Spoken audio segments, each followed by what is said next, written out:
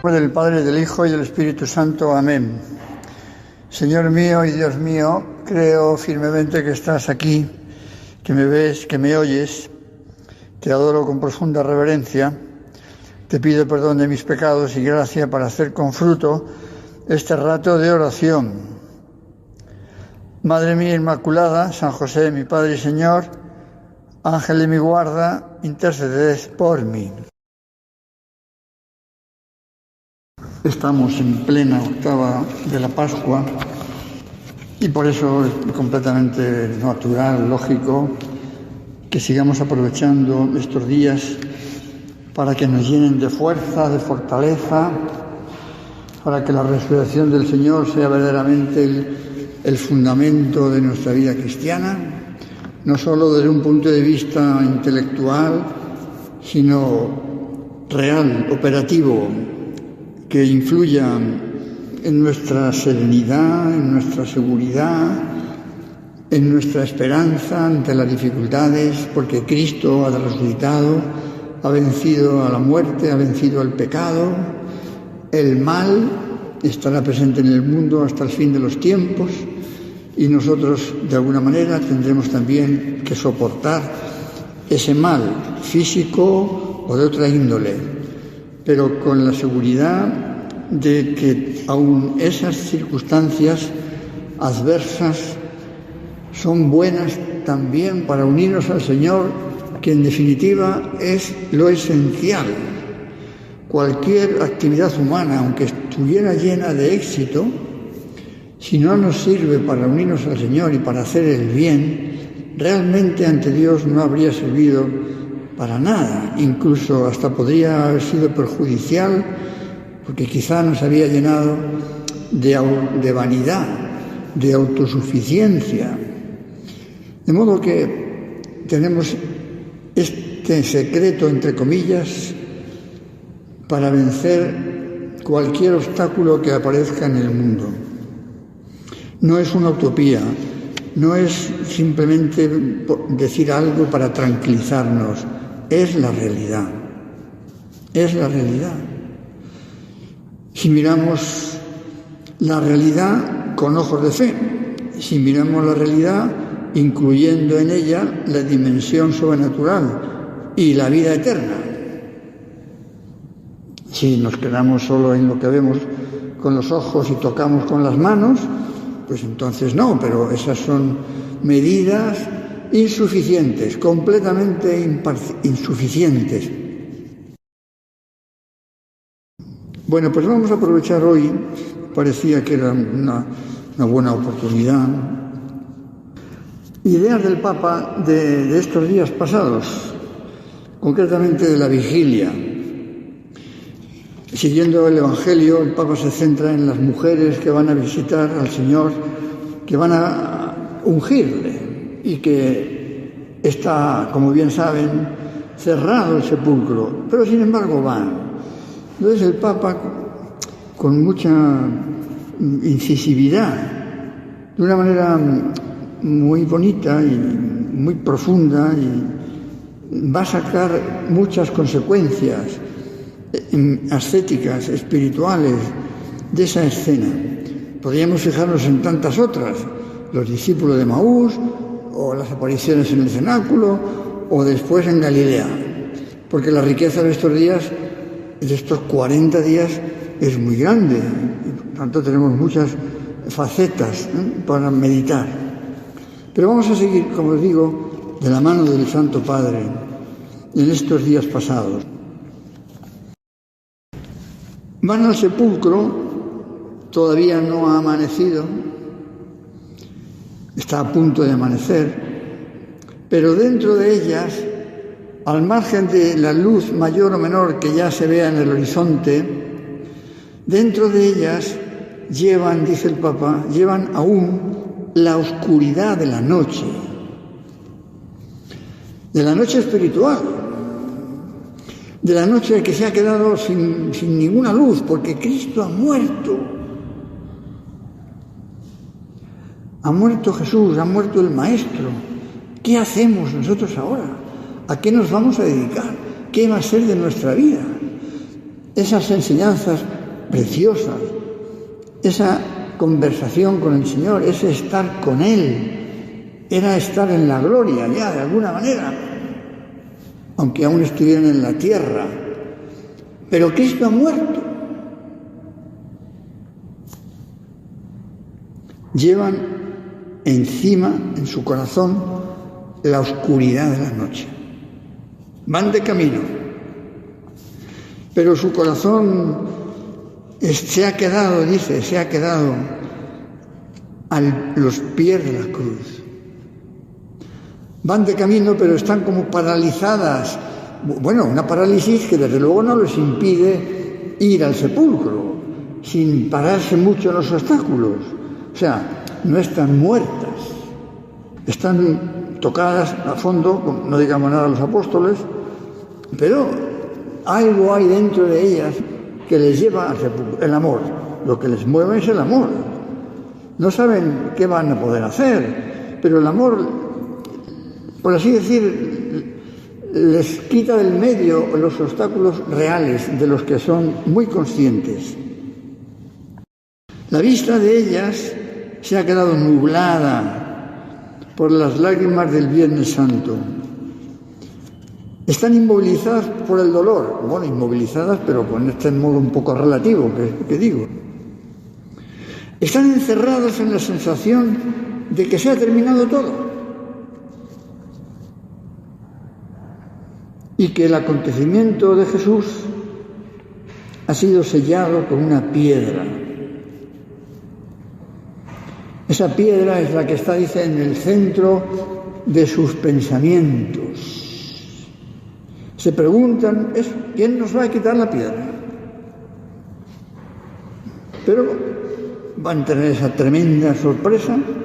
Cuando llegan, vieron que la piedra ya había sido corrida. Una piedra enorme. Algunos dicen que, teniendo en cuenta que eran como esas piedras de molino que se utilizaban entonces, que podía pesar unos 300 kilos. De modo que era un obstáculo tremendo, insalvable. Pues vamos a ver, dice el Papa, estos dos momentos que nos van a llevar a la alegría de la Pascua. Primero es ¿quién nos quitará la piedra? En segundo lugar, cuando miran, ven que ya no está, que ha sido desplazada. Dos momentos, con las consecuencias ascéticas que podemos sacar para nosotros, no solo repasar así con cierto detalle aquella escena como algo pasado, sino como algo que a nosotros nos sigue hablando.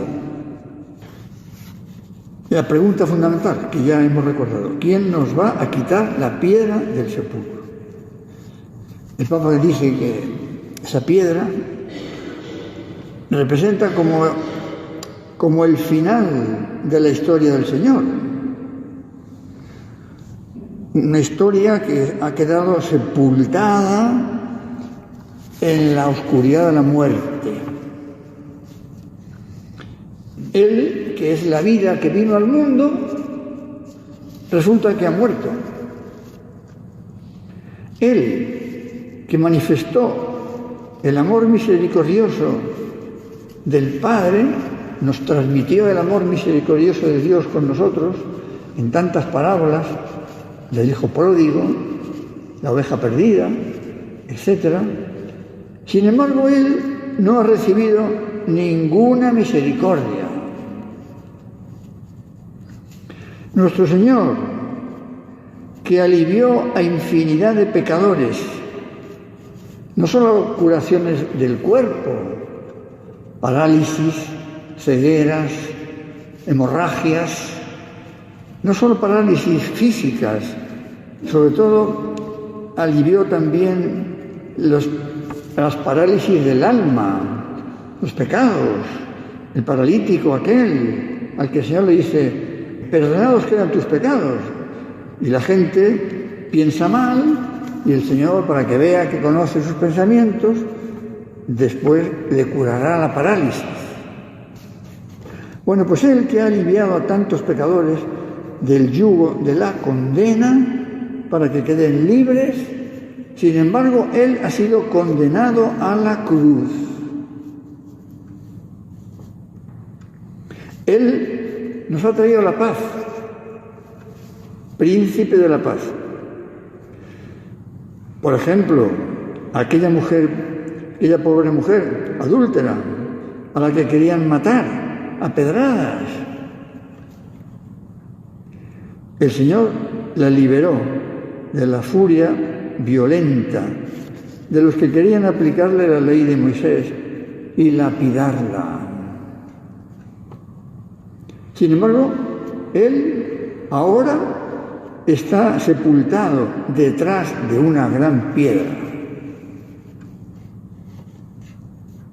Esa roca, aparentemente infranqueable, era como el símbolo, dice el Papa, de lo que las mujeres llevaban en su corazón, el final de su esperanza. Todo se había hecho pedazos contra esa losa, con el misterio oscuro de un trágico dolor que había impedido hacer realidad sus sueños. Bien, como vemos estos matices. Y entonces ahora ya el Papa lo aplica a nosotros. La piedra. Nos puede suceder también a nosotros. A veces sentimos como una lápida que ha sido colocada en la entrada de nuestro corazón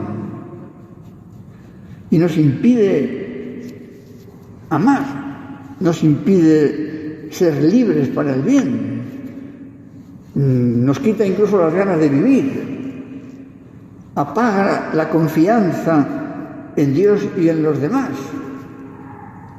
nos encierra en el sepulcro de los miedos, de las amarguras, bloquea el camino que lleva a la alegría y a la esperanza.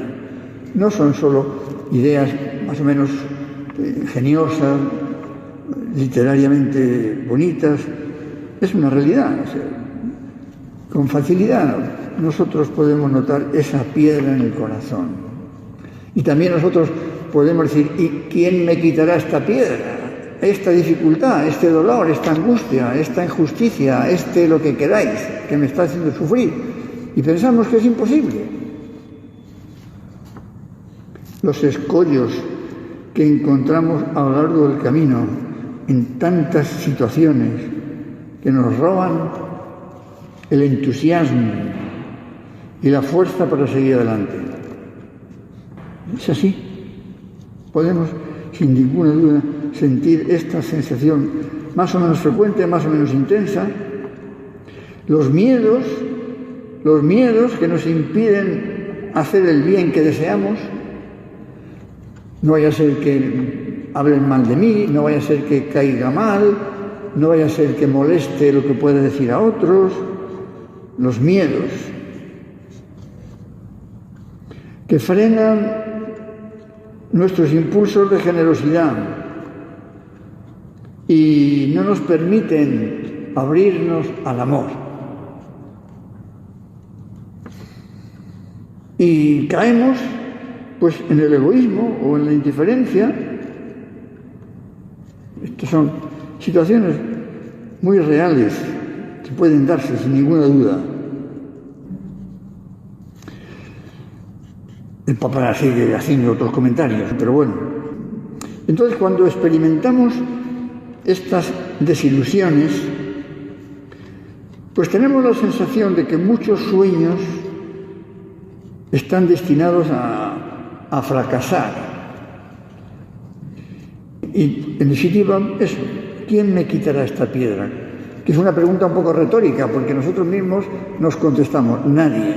No me la va a quitar nadie. La voy a llevar encima hasta la muerte. Una actitud que nos parece realista, pero más bien es pesimista. No es que sea una situación inventada, porque pueden ser situaciones objetivamente difíciles, pero en los que la esperanza está completamente ausente. Bueno, pues ahora seguimos acompañando a María Magdalena y a María de Salomé en aquella mañana del sábado. Y entonces resulta que al mirar esas mujeres que tenían esa oscuridad en el corazón, significa, sin embargo, al mirar cuando han llegado, ven que la piedra había sido corrida. Y el Evangelio deja constancia de que era una piedra muy grande, muy grande. Entonces la conclusión, pues, es evidente, ¿no? La fuerza de Dios en la Pascua, la fuerza de Dios, la victoria de la vida sobre la muerte, el triunfo de la luz sobre las tinieblas, el renacimiento de la esperanza entre los escombros del fracaso. Es el Señor, el Dios de lo imposible, que para siempre ha hecho correr la piedra y ha comenzado a abrir nuestros corazones para que la esperanza no tenga fin. Bueno, pues aquí tenemos ahora que detenernos también, ¿no? Y aplicarlo a nuestra vida, mirando a Jesús, para verle, para encontrarle. Él se nos va a hacer el encontradizo siempre, como enseguida se hizo el encontradizo con María Magdalena y después con los apóstoles en el cenáculo y con Pedro en algún momento que no sabemos cuándo y con los dos de Maús, etc. Se hace el encontradizo siempre. ¿Cómo nos gustaría, ¿no? Por decir, ¿verdad? ¿Cómo nos gustaría que el Señor físicamente, con su cuerpo resucitado, se nos apareciera a nosotros? Sí, lógicamente no va a suceder.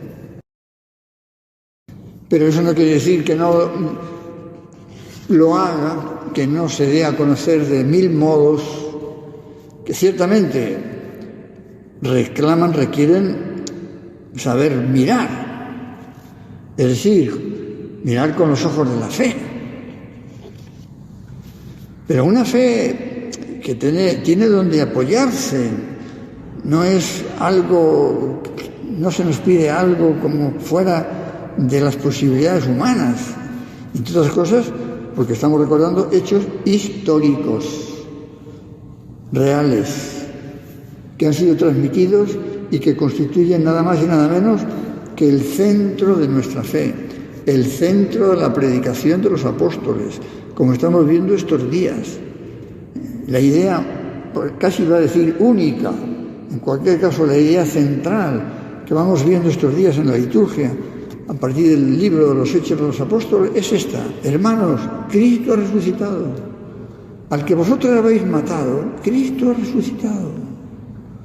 Aunque eso suponga que a ellos mismos también les pongan en prisión y les digan que se callen. Pero ellos van a decir que hay que obedecer a Dios antes que a los hombres.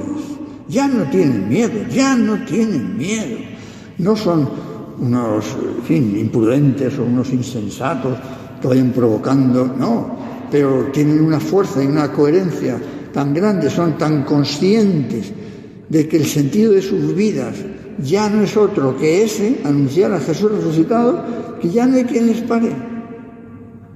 Pablo, igual, muchos escucharán a los apóstoles, y como nos dice ayer el Evangelio, en las lecturas de ayer, ese día se convirtieron 3.000, que se dice pronto, con los bautismos correspondientes. A lo mejor al día siguiente les meten en la cárcel, porque el Sanedrín y demás siguen completamente empeñados en esa idea, no quieren reconocer la realidad.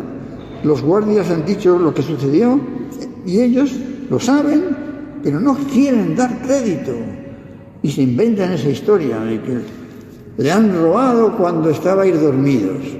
Pues vaya testimonio. El Dios de lo imposible ha hecho correr la piedra y ha comenzado a abrir nuestros corazones para que la esperanza no tenga fin. Bueno, pues miremos al Señor nosotros, miremos al Señor. Él, que ha asumido, después de haber asumido nuestra humanidad, después de bajar hasta los abismos de la muerte y atravesarlos con la potencia de su vida divina, ha abierto una brecha infinita de luz para cada uno de nosotros. Ha abierto, resucitado por el Padre, ha abierto, dice el Papa, una página nueva para la humanidad. Qué duda cabe. Así como decimos que la plenitud de los tiempos es la encarnación del Hijo de Dios, el nacimiento del Hijo de Dios, la plenitud de los tiempos. Pues con la muerte de Cristo podría parecer que ya se ha terminado, pero no. Su resurrección abre una página nueva para la humanidad. O en definitiva, nos recuerda quién es aquel que nació en Belén, el verdadero Hijo de Dios, que no puede permanecer en el sepulcro, porque es el autor de la vida. Desde aquel momento, si nos dejamos llevar de la mano por el Señor, ninguna experiencia de dolor o de fracaso, por más que nos cueste, por más que nos hiera, puede tener la última palabra sobre el sentido y el destino de nuestra vida. Desde aquel momento que Cristo resucita, hace 20 siglos, si nos dejamos aferrar por el resucitado, cuando se aparece a María Magdalena y María Magdalena quiere besar los pies del Señor, le dice: no le me tangere, no me toques, que aún no he subido a mi Padre y a vuestro Padre, a mi Dios y a vuestro Dios. Pero ahora el Señor sí nos dejaría que nos cojamos a Él.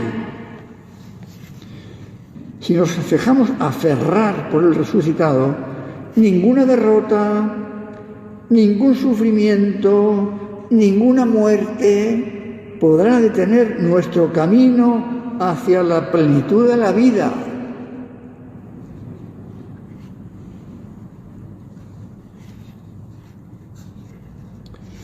Citando a un autor del siglo pasado, el Papa dice: desde ese momento nosotros los cristianos decimos que la historia tiene un sentido que lo llena todo, que no está contaminado por la oscuridad y por el absurdo, un sentido que llamamos Dios. Es así, es así, es así. Jesús es nuestra Pascua, nuestra Pascua. Nos hace pasar de la oscuridad a la luz, de la oscuridad a la luz. Nos hace pasar de la oscuridad a la luz. Nos salva de los abismos del pecado y de la muerte, atrayéndonos hacia el ímpetu luminoso del perdón y de la vida eterna. De modo que tenemos que decirle al Señor hoy, decirle que sí, que estamos convencidos de que ninguna dificultad podrá sofocar nuestro corazón, ninguna tumba podrá encerrar la alegría de vivir como hijos de Dios, ningún fracaso podrá llevarnos a la desesperación. Pidámosle al Señor, pidámosle que la potencia de su resurrección corra las rocas que oprimen nuestra alma. Y eso, claro, eso nos lleva a esa misión nuestra en el mundo, semejante, a la de los apóstoles. Podríamos decir que también nosotros, sin dejar por eso nuestras obligaciones humanas, nuestras circunstancias humanas, de familia, de trabajo, etcétera, pero como objetivo último y fundamental de nuestra vida, podemos decir que también nosotros estamos llamados a eso, a difundir esta idea central. Cristo ha resucitado. Decir al mundo, empezando por los que tenemos más cerca, como decía San José María en la homilía sobre la resurrección, que ya no hay una época nueva a la que llegar, que ya está todo dado en Cristo, que murió y resucitó y que permanece vivo para siempre. Pero que tenemos que unirnos a Él por la fe, dejando que su vida se manifieste en nosotros. De manera que también nosotros ya podemos decir como San Pablo, ya no soy yo, es Cristo quien vive en mí. Con todas nuestras debilidades, con nuestras limitaciones de todo tipo, pero que podamos decir, es Cristo quien vive en mí. Claro, si lo pensamos, si yo puedo decir eso, pues a lo mejor, no sé, lo decimos con la boca pequeña, ¿no? O no nos atrevemos porque nos parece que somos tan poca cosa. ¿Cómo voy a decir que Cristo vive en mí? Pero la verdad es que si estamos en gracia de Dios y queremos hacer operativa esa gracia, podemos decirlo, que sí, que Cristo vive en mí. Y que nos da todos los medios necesarios para que nuestra vida sea como Dios quiere. Y podemos contribuir a ese darle a conocer al mundo entero, a instaurar todas las cosas en Cristo, como decía San Pablo, informar el mundo entero con el Espíritu de Jesús, colocar a Cristo en la entraña de todas las cosas. Aquello que decía el Señor, yo, cuando sea exaltado sobre la tierra, todo lo atraeré hacia mí. Pues vamos a decirle al Señor que queremos vivir así, que queremos llenarnos de verdad de la fuerza de la resurrección y que aunque nos veamos eso, poca cosa, lo que nos confiemos, lo podemos decir, esa otra frase y terminamos ya. De San Pablo, ¿no? Decir, que no podía nada, ¿no? Tú no puedes, pero yo sí puedo. Omnia possum in eo que me conforta. Todo lo puedo en aquel que me conforta. Esa sensación que sintió San José María en los años 60, comienzo, los años 60, finales de los 50, algún verano que pasó en Londres, descansando y trabajando, al recorrer la potencia del centro de la ciudad, con sus edificios llenos de bancos y de gran potencia económica, etcétera, al ver, esa realidad poderosa, San José María, quizás sin palabras, pero le decía al Señor, Señor, ¿podré yo conseguir influir en estos ambientes difíciles, de gran poderío económico, etcétera? ¿Podré yo influir en esos corazones, en esas mentes? Y sintió esa misma frase que decíamos antes, que el Señor decía, tú no puedes, pero yo sí. Pues nosotros igual, tantas veces en cosas normales y corrientes, decimos, ¿podré yo? Y el Señor nos dice, quizá tú no puedas, pero yo sí. Pues vamos a facilitarle al Señor esa tarea en nuestra alma para avanzar a fondo en estos días de la Pascua. Te doy gracias, Dios mío, por los buenos propósitos, afectos y aspiraciones que me has comunicado en esta meditación. Te pido ayuda para ponerlos por obra. Madre mía Inmaculada, San José, mi Padre y Señor, Ángel de mi guarda, intercede.